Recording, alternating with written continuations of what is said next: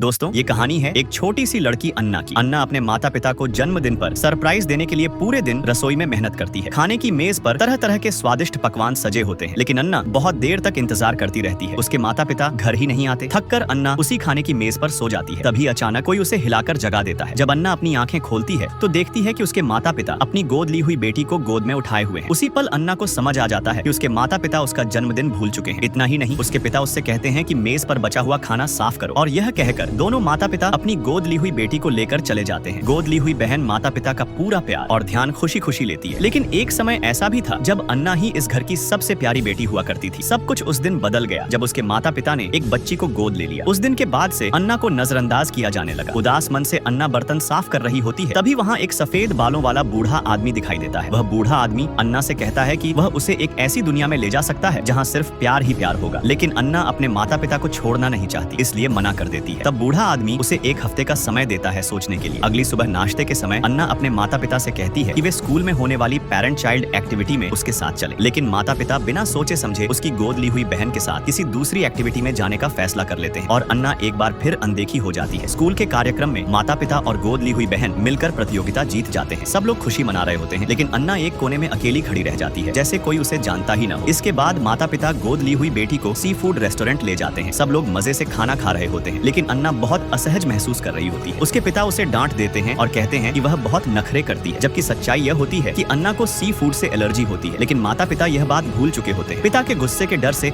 अन्ना जबरदस्ती एक निवाला खा लेती है। कुछ समय बाद खरीदारी के दौरान अन्ना बेहोश हो जाती है और किसी का भी ध्यान उस पर नहीं जाता। बाद में जब माता पिता को सच्चाई पता चलती है, तब तक अन्ना अस्पताल पहुंच चुकी होती है। माता पिता अपनी गलती मानते हैं और उससे जन्मदिन दोबारा मनाने का वादा करते हैं। जन्मदिन के दिन अन्ना एक परिवार की तस्वीर बनाकर माता पिता का इंतजार करती है, लेकिन वहाँ माता पिता नहीं आते, बल्कि वही सफेद बालों वाला बूढ़ा आदमी आ जाता है। वह अन्ना को सच्चाई बताता है कि उसके माता पिता ने आखिरकार उसकी गोद ली हुई बहन को ही चुन लिया है। यह सुनकर अन्ना का दिल टूट जाता है और वह उस बूढ़े आदमी के साथ जाने का फैसला कर लेती है। जब माता पिता घर वापस आते हैं, तब तक बहुत देर हो चुकी होती है। Subscribe for next part.